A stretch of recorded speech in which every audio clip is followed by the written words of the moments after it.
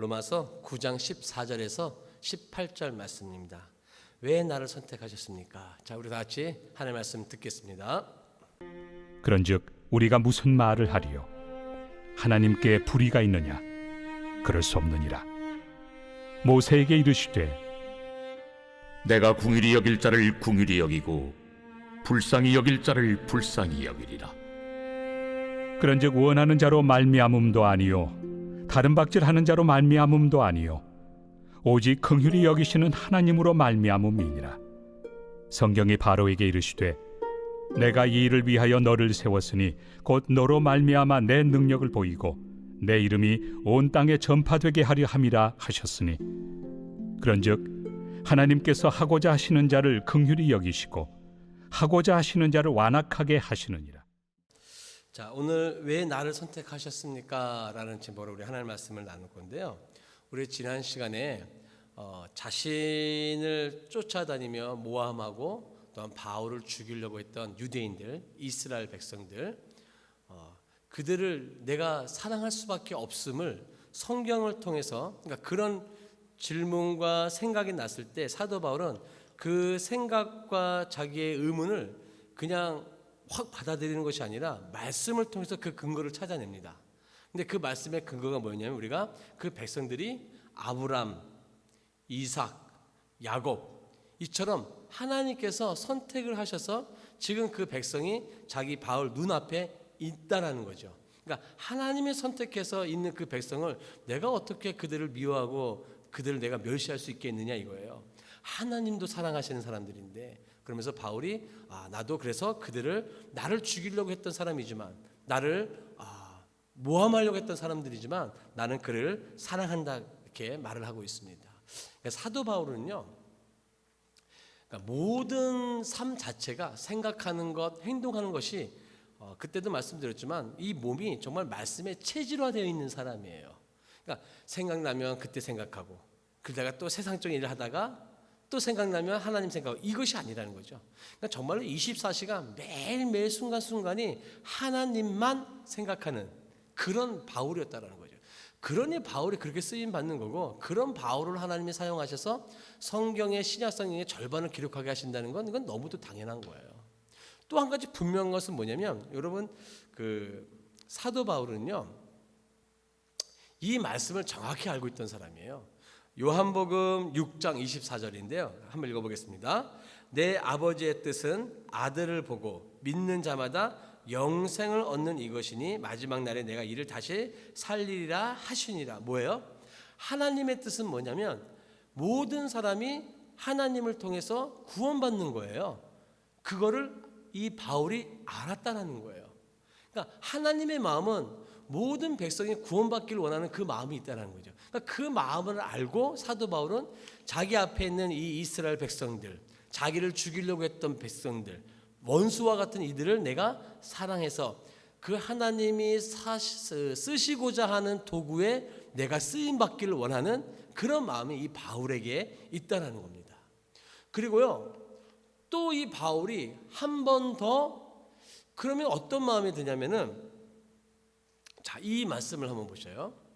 자, 14절입니다. 로마서 9장 14절 같이 시작. 그런즉 우리가 무슨 말을 하리요? 하나님께 불의가 있느냐? 그럴 수 없느니라. 자신이 미워할 수밖에 없는 이스라엘이지만 한 번 더 말씀을 통해서 한 번 더 또 점검받기를 원하는 거예요.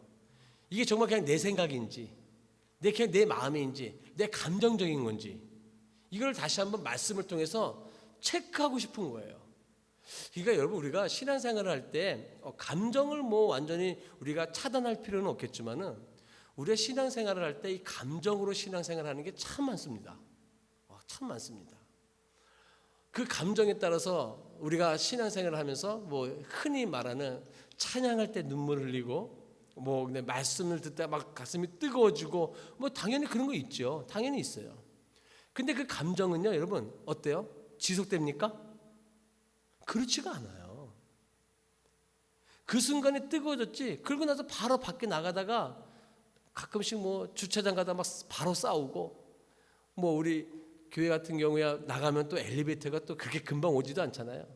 그렇게 예배 시간에 충분히 은혜 받고 난 다음에 엘리베이터에 기다리면서 짜증내고. 그러니까 이 감정이라는 게요, 쉽게 변해요. 근데 감정으로 신앙생활하는 사람들은 그래서 무서워요. 근데 바울은 그 감정이 아니라 자기에게 일어나는 이런 것들을 다 성경으로 체크하고 점검해서 확실하다 그러면 뭐 하는 거예요? 목숨을 거는 거예요. 그러니까 사도 바울은 어느 곳에 가든지 간에 자기의 목숨을 내놓는 거예요. 왜? 말씀에 근거해서 삶을 사는 사람이니까. 어떻습니까? 우리들은? 여러분들 말씀을 근거로 해서 하루하루 살아가십니까? 그런 사람들은요, 그 하루에 목숨을 걸 수가 있어요. 네. 근데 바울이 그런 삶을 살았다라는 거예요. 자, 한 예를 들어서 여러분, 요즘 뭐 이제 코로나 때문에 이 자영업자들을 또한 사장님들 그 외에 다른 분들 참 많이 힘들고 어렵고, 심지어는 뭐 어떤 분들 막 목숨도 끊고 막 그런 일들이 막 일어나고 있잖아요. 어려운 시기죠. 근데 만약에 여러분 그런 분에게 어떤 한 사람이 다가와서 이렇게 말을 했다고 합시다. 말씀을 가지고 어떤 말씀을 가졌냐면, 여기 되게 너무 힘들어하고 있는 사람이 있어요. 코로나로 인해서 너무 힘들어하시는 분이 있어. 근데 이 사람에게 예수 믿는 사람이 위로를 준다고 빌립보서 4장에 있는 말씀을 가지고 이렇게 위로를 하는 거 뭐라고요? 여기 있는 말씀처럼 내게 능력 주신 자 안에서 내가 모든 것을 할 수 있느니라. 힘내세요. 지금은 힘들지만 하나님께서 나중에 능력 주셔서요 모든 걸 다 해결할 수 있을 거예요. 힘내세요 하면서 말씀으로 그를 위로해 주는 거예요. 그랬더니 옆에 있는 사람이 또 어떤 말씀을 가지고 나왔냐면, 요나에 있는 말씀을 가지고 이렇게 얘기하는 거예요. 뭐라고 그러냐면은, 여호와께서 큰 바람을 바다 위에 내리심에 바다 가운데서 큰 폭풍이 일어나 배가 거의 깨지게 된지라. 너가 뭔가 잘못을 하고 있으니까 하나님이 폭풍 보내셔서 너희가 고난을 주는 거 아니냐? 너 혹시 잘못 가는 길 아니냐? 너 그러니까 그거 빨리 정리하고 하나님께 돌아와라. 근데 여러분 가만히 생각해 보면 빌립보서나 요나나 다 뭐예요? 똑같은 하나님의 다 말씀이에요. 다 말씀이에요. 그럼 여러분들은 만약에 이 지금 어려운 상황 가운데 있는 사람이 이 두 가지의 말씀을 받아들였다고 한다면 어떤 말씀을 선택을 해야 됩니까? 그런 게 바울에게 뭐가 되는 거예요? 다시 한번 점검하는 게 되는 거예요. 지금 자기 상황에서 지금 하나님에 대한 이 마음의 사랑, 이스라엘 백성들을 향한 이 마음의 사랑을 어떤 말씀으로 가지고 내가 이거를 다시 한번 점검하고 100% 확실하게 이 하나님이 나에게 주시는 마음인 것을 확증할 수 있는지를 한 번 더 뭐 하는 거예요? 한 번 더 반문하는 거예요. 한 번 더. 자, 사도 바울이 우리 지난 시간에 배웠지만 우리 한번 다시 한번 읽어보겠습니다. 8장 30절 시작. 또 미리 정하신 그들을 또한 부르시고 부르신 그들을 또한 의롭다 하시고 의롭다 하신 그들을 또한 영화롭게 하셨느니라. 그래서 뭐라 그랬어요? 하나님이 미리 정하시고 택하시고 의롭다 여겨주시고 영화롭게 하셨다 그러셨어요. 그러니까 사도 바울은요 지금 이 마음을 가지면서 어떤 단어를 선택했냐면은 하나님이 미리 선택하셨다. 또한 뭐냐면 부르셨다. 선택과 부르심의 단어를 사용했어요. 그럼 여러분 한번 쉽게 생각해 보세요. 아브라함의 아들인 이스마엘과 이삭 중에 하나님이 누굴 선택했다 그랬죠? 네, 이삭을 선택했어요. 그러면 한쪽을 선택했다는 것은 이스마엘을 하나님이 뭐 하셨다는 거예요? 버리셨다는 거예요. 선택은 그 반대는 뭐예요? 버림이에요. 그렇죠? 선택했다는 것은 하나님 한쪽은 버리셨다는 거예요. 또 하나 여러분, 그 이삭의 아들 쌍둥이, 그 이삭의 아들인 누구 있어요? 에서와 야곱이 있죠. 하나님이 누굴 선택했다 그랬어요? 야곱을 선택했다 그랬어요. 그러면 선택했다는 건 뭐예요? 반대편은 선택을 못 받았다는 거겠죠? 예. 근데 그걸 누가 한 거예요? 하나님이 하신 거예요. 그러니까 사도 바울의 마음에 그런 마음이 생겨요. 하나는 선택하셨는데 그럼 하나는 버리셨다. 이거를 하나님의 마음을 어떻게 이해할 수 있을까? 공의롭고 의로우신 하나님이신데 왜 누군 선택하시고 그 선택이 반대는 누군 선택을 받지 못하는 걸까? 이거를 자기 마음에 그런 마음이 드니까 이거를 성경에서 확증하고 싶은 거예요. 하나님의 마음을. 왜? 이건 감정을 가지고 나아가는 게 아니라 자기 마음에 드는 이 마음을 한 번 더 말씀을 가지고 정립을 하는 거죠. 근데 이 선택과 부르심에 대해서 이 바울이 지금 어떻게 보면 궁금증이 생긴 거예요. 궁금증이. 그래서 오늘 그 이야기를 좀 나누려고 합니다. 여러분 한번 보세요. 인간적으로 생각하면 이스마엘이나 에서 같은 사람들은요 더 남자스러워요. 그러니까 인간적으로 보면요 차라리 야곱보다는요 에서가 더 나아요. 더 남자스럽거든요. 그러니까 하나님이 선택하실 거면 더 뭐 잘나고 더 건강하고 더 남자다운 사람 뽑는 게 그냥 당연한 상식 아닐까요? 근데 하나님은 야곱을 선택하셨어요. 이스마엘하고 이삭도 마찬가지예요. 오히려 이스마엘이 더 좀 뭔가 남자스럽고 더 뭔가 우리 인간적으로 보기에는 더 나아 보는 거죠. 그러면 이스마엘을 선택하고 하나님이 에서를 선택하는 것이 더 좋을 것 같은데 하나님의 눈에는 그렇지 않으셨나 봐요. 하나님의 눈에는 누구였어요? 야곱이었고 이삭이었었어요. 자, 그럼 이거를 어떻게 풀겠냐 이거예요. 어떻게 풀겠냐 이거예요. 자, 15절 말씀을 같이 한번 읽어봅시다. 15절 시작. 모세에게 이르시되 내가 긍휼히 여길 자를 긍휼히 여기고 불쌍히 여길 자를 불쌍히 여기리라 하셨으니, 바로요 이게 출애굽기 33장에 있는 말씀인데 그를 빌려와서 이야기를 하고 있는 거예요. 이게 무슨 말이에요? 그럼요 하나님의 절대적인 뜻에 의해서 결정됐다는 거예요. 이삭을 선택한 것과 야곱을 선택한 것은요 거기에는 인간적인 생각이 들어가지 않고 오로지 하나님의 절대적인 주권이 그것을 선택하게 만드셨다는 거예요. 이걸 어떻게 쉽게 이해할 거냐? 자, 우리가 오늘 예배 왔어요. 우리가 이 예배 오기 전에 수많은 선택들을 합니다. 그거 아십니까? 저를 한 예를 든다고 한다면 제가 오늘 예배 드릴 때 내가 양복을 거쳐 입을까? 오늘 넥타이를 맬까? 아니면 어떤 색깔을 흰색을 입을까? 제가 고민을 하죠. 근데 제가 오늘 넥타이를 안 맸어요. 그럼 저기에 보면 넥타이가 한 5-6개가 있는데 난 내가 선택을 안 했어. 그럼 여러분 저 넥타이들이 만약에 말을 한다고 한다면 왜 빨간색 넥타이가 왜 나를 선택 안 하셨어요? 검정색 넥타이가 왜 나를 선택 안 하셨어요? 이렇게 말할 수 있어요? 없다 이거예요. 그거는 내가 선택하는 부분이라는 거예요. 마찬가지로 하나님이 이삭과 야곱을 선택함에 있어서는요 그거는 절대적인 하나님의 주권에 의해서 선택된 것이지 인간적인 생각을 가지고 그 안에 선택이 개입되지 않았다라는 거예요. 그걸 이제 사도 바울이 지금 말씀을 통해서 계속 뭐 하는 거예요? 끄집어내는 거예요. 답을 찾아내가는 거죠. 자, 16절 같이 시작. 그런즉 원하는 자로 말미암도 아니요 다른 박질하는 자로 말미암도 아니요 오직 긍휼히 여기시는 하나님으로 말미암음이라.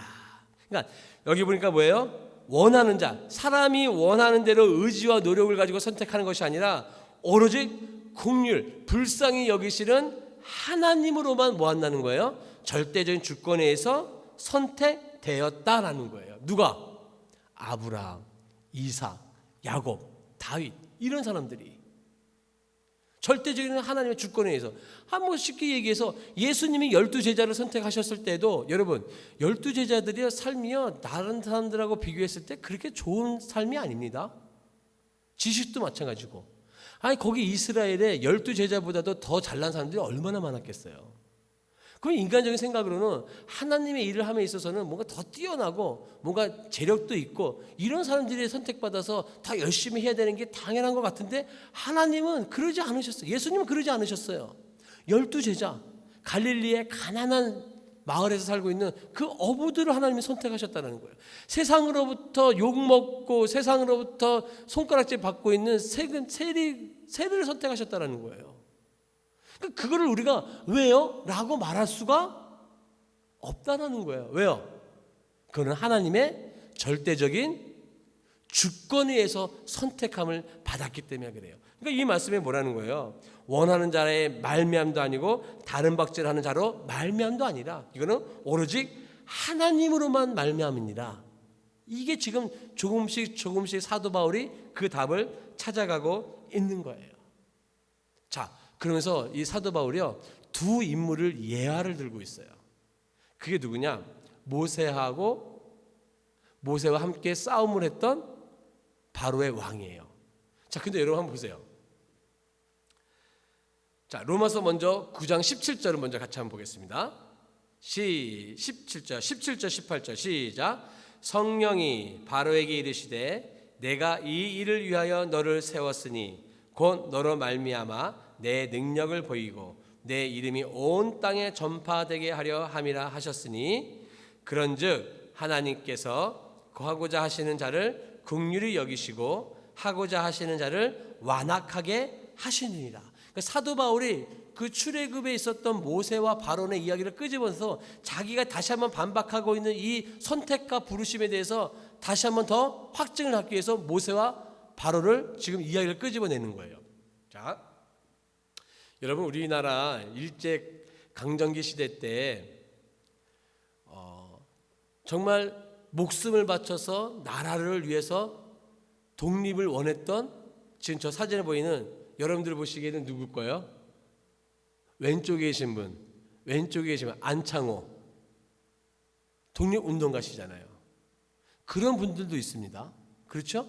근데 바로 오른쪽에 있는 분은 누구예요? 나라 팔아먹은 매국놈 이완용이에요. 같은 일제감정기 시대 때 나라의 독립을 위해서 애탔던 한 사람이 있는 반면에 일본에 빌붙어서 친일파 노릇을 했던 이완용 같은 사람들도 있어요. 근데 여러분 이게요, 모세랑 똑같아요. 왜 그런지 아세요, 여러분? 모세는요, 여러분, 이스라엘 백성들이 이집트 바로의 노예 생활을 하고 있으면서 억압을 당하고 있던 시대예요. 근데 모세는 어땠어요? 그 바로 궁 안에 들어가서 이스라엘 백성들이 고난당하고 있는 거 알아요? 몰라요? 몰라요. 자기만 배부르고 따뜻하게 궁궐 안에서 뭐 하고 있어요? 잘 지내고 있어요. 근데 하나님은 우리 생각에는, 여러분 아까 그 안창호 선생님하고 이완용 같은 그런 인물들이 있었을 때 지금 이제는 그 매국놈 친일파들을 막 색출해가지고 그들의 재산하고 이런 것들 뭐 다 뺏었고 막 그러잖아요. 그런 일들을 하잖아요. 마찬가지로 모세와 이 아론에 있어서는요, 여러분 한번 생각해 보세요. 하나님은 왜 모세를 선택하시죠? 우리 딴에는 그럼 당연히 그 이스라엘 백성 안에 400년 동안 있으면서 거기에 장정만 60만 명이라 했어요. 남자만 60만 명이에요. 60만 명이면 여러분 엄청난 숫자입니다. 근데 그 남자 60만 명 안에 아까 우리나라처럼 일제강점기 시대 때 안창호 같은 선생님이 안 계셨을까요? 이 나라의 독립을 위해서 내가 우리나라 이 이스라엘 백성들의 이 노예 해방을 위해서 남모르게 애쓰고 힘쓰려고 했던 사람이 없었을까요? 있었을 거예요. 그럼에도 불구하고 하나님은요, 그 남모르 자기 백성들 고달프고 힘든 거 생각도 하지 않고 있던 모세를 하나님 뭐 하시는 거예요? 선택하시는 거예요. 그러니까 그 바울은요, 이 모세는 어떻게 보면 선택받은 자의 가장 표본이에요. 왜 하나님은 모세를 선택하셨지? 그 주변에 더 많은 사람들도 많았을 텐데. 자, 그 반대로 바론은 어때요? 바론은요, 선택하지 않은 사람의 표본이에요. 왜 선택을 안 하셨죠? 바론은요, 하나님이 그 마음에 완악한 마음을 줬다 그랬어요. 모세가 와서 내 백성을 내놓으라 그랬을 때 내놨어요? 안 내놨어요. 재앙을 다 주니까 마지막 재앙 장자의 죽음을 줬을 때 그때서야 비로소 뭐 한 거예요? 이스라엘 백성들을 풀어줬어요. 그러니까 바로는 선택받지 못한 사람의 표본이에요. 근데 여러분, 우리가 한번 그냥 민족적으로 한번 생각해 봅시다. 민족적으로. 그게 무슨 말이냐? 하나님이 이스라엘 백성들을 만약에 탈출시키기 위해, 출애굽시키기 위해서 모세를 쓰셨다고 한다면 이스라엘 사람을 쓰시는 것보다도 차라리 하나님이 이스라엘 백성들을 선택하는 것보다도 그 당시에 최고의 문화와 가장 뛰어난 그런 문화를 형성하고 있던 그 바로의 왕의 이집트의 백성들을 선택하시는 게 더 낫지 않을까요? 비교를 해봐도 충분히 이스라엘 백성들보다도 이 애굽의 사람들이 더 나아요. 심지어 모세보다도 누가 더 나아요? 바로가 더 나아요. 바로는 그만큼 권력도 있고요, 군사도 있어요. 그러니까 하나님이 바로의 마음을 하나님의 마음으로 바꿔주셔서 바로를 통해서 구원하시면 안 되나요? 근데 하나님의 눈에는 바로가 안 보이는 거예요. 누가 보이는 거예요? 모세가 보이는 거예요. 모세가. 그럼 그거를 뭐라고 하겠냐 이거예요. 바울이 그 답을 이제 어떻게 한 거예요?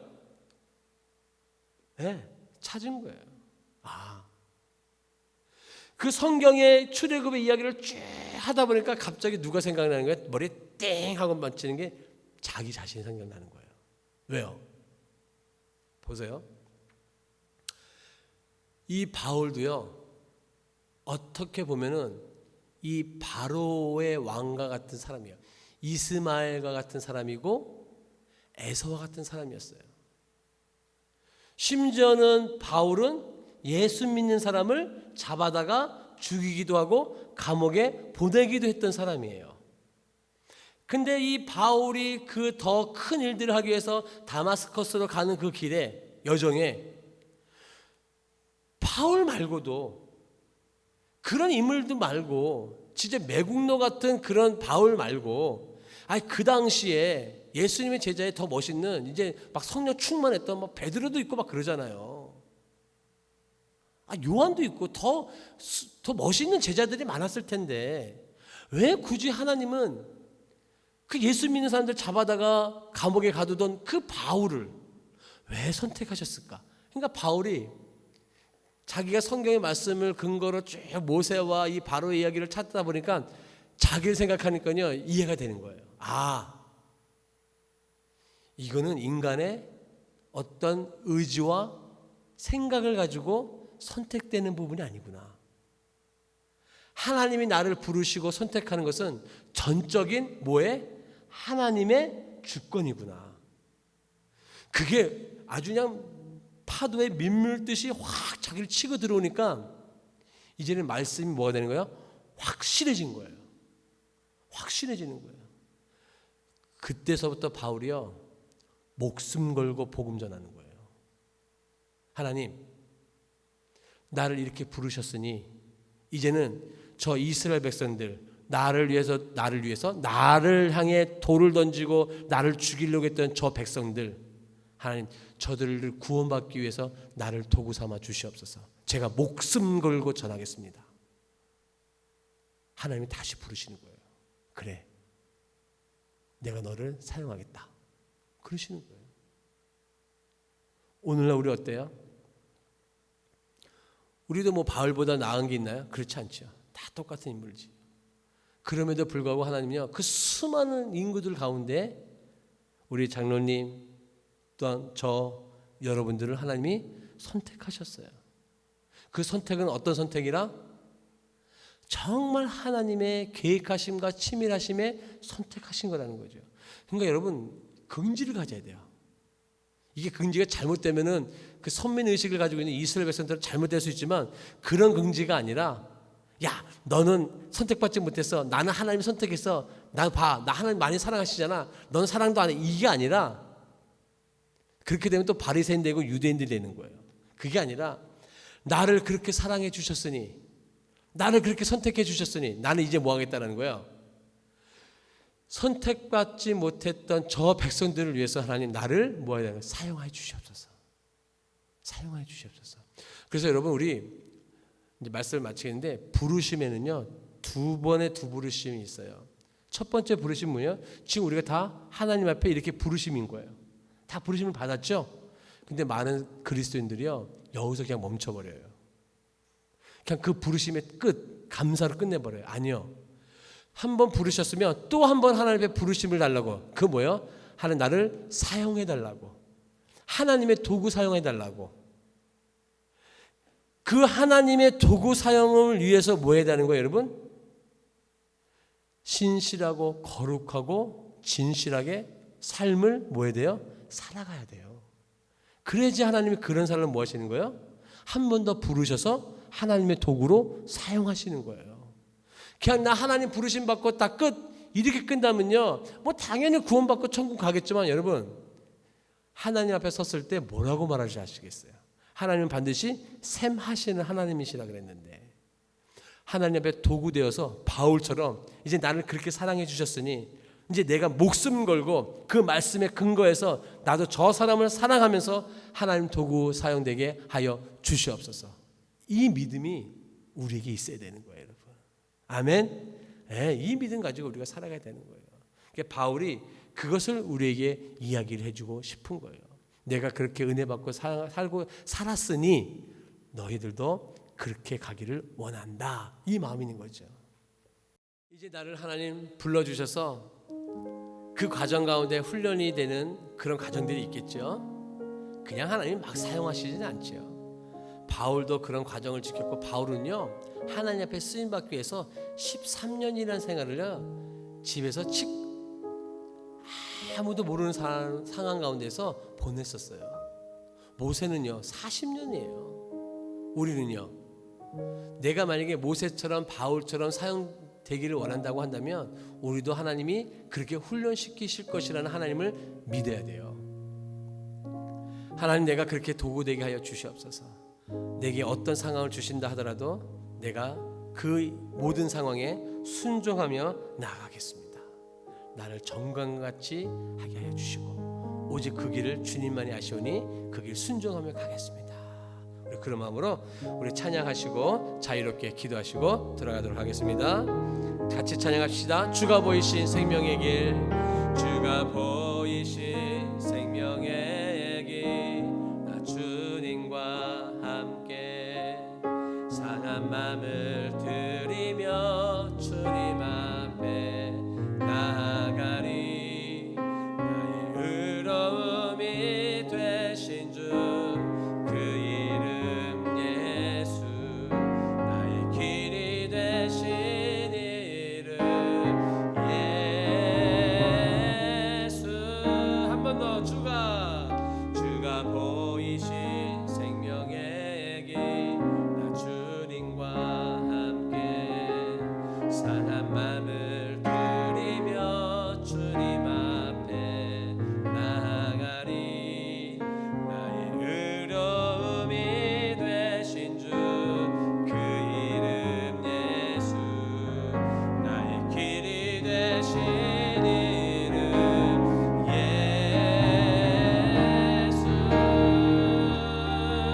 나의 길 오직 그가 하시나니 나를 단련하신 후에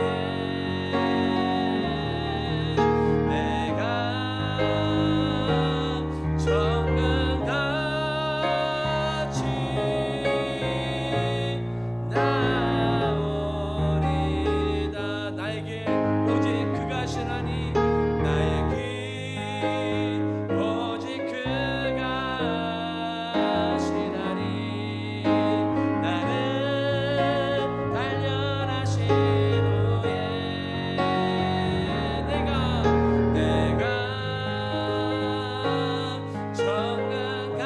정금같이